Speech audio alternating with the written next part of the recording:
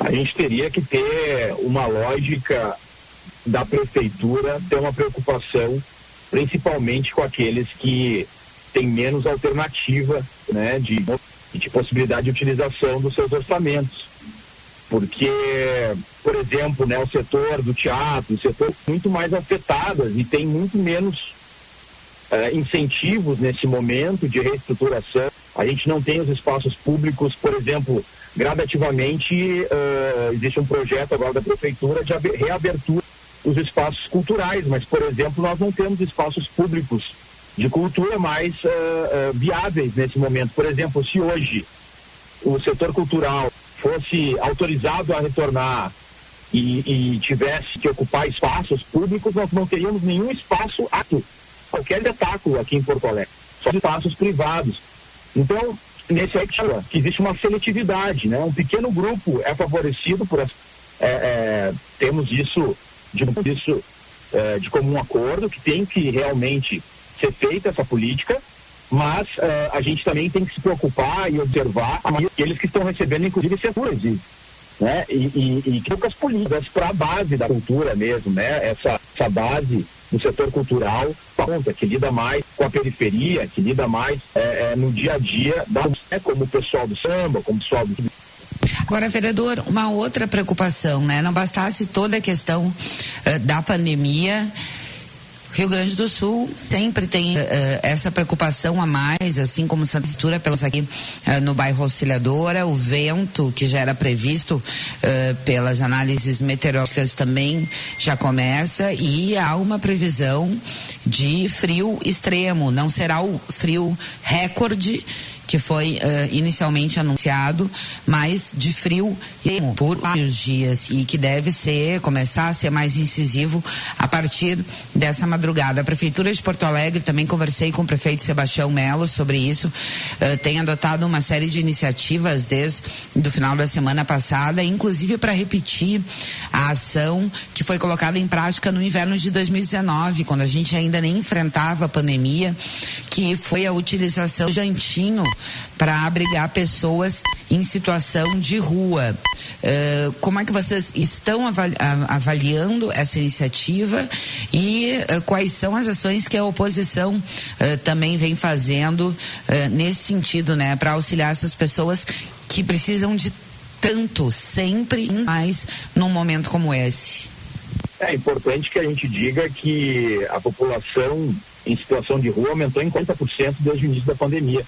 Se a gente for fazer um comparativo, antes e depois da pandemia, isso demonstra uma desestruturação econômica que vem de uma série de políticas desastrosas por parte do governo Bolsonaro, e que o Sebastião Melo se alinha a essa lógica, mas a iniciativa de utilizar o gigantinho é extremamente válida e, infelizmente, está sendo feita só dessa vez, porque se a gente for lembrar, há mais ou menos um mês atrás nós tivemos uma outra onda de frio em que o próprio Esporte Clube Internacional ofereceu o gigantinho e não foi aceito por parte da prefeitura. Inclusive, um morador de rua morreu nessa circunstância devido ao frio. Mas, bom, felizmente nesse momento, inclusive com iniciativas de testem para Covid, de atendimento médico, fazer realmente uma assistência social mais integral, que é isso que se busca na nossa cidade, para atender aqueles que mais precisam nessa situação extrema, que é a pandemia, desemprego, frio, fome, e nós, da oposição, né, estamos fazendo diversas campanhas através de diversos comitês para arrecadação de alimentos e roupas, envolvendo inclusive o SIMPA, o sindicato, todos os partidos de oposição, frequentemente ações voltadas para a periferia e voltadas para a população em situação de rua. E nós estamos atentos, né? O nosso mandato, por exemplo, já é a segunda vez que tinha feito um pedido de providências formal junto à prefeitura, protocolado esse pedido de providências, pedindo exatamente que se tivesse esse cuidado, e felizmente agora nós temos então uma antecipação, né? Agiu apontado pela meteorologia, e nós esperamos que a população, por exemplo, no Gigantinho, estejam dentro dos albergues, inclusive os animais, isso é importante, né? Os animais de pequeno porte poderão ser acolhidos dentro do gigantinho, os de grande porte em alguns albergues que tenham canis, e isso é muito importante porque a gente sabe da ação também com os bichinhos, que é muito relevante para essa população.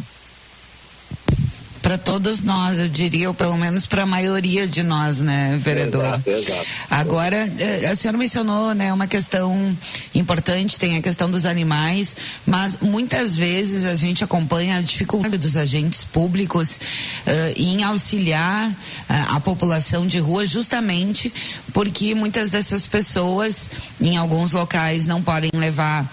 Também a questão de que as pessoas não podem beber, não podem fumar, e então muitos desses moradores em situação de rua acabam optando por permanecer na rua e não indo para os albergues. Essa também é uma situação bastante delicada e um grande problema social que precisa ser enfrentado pelos agentes municipais.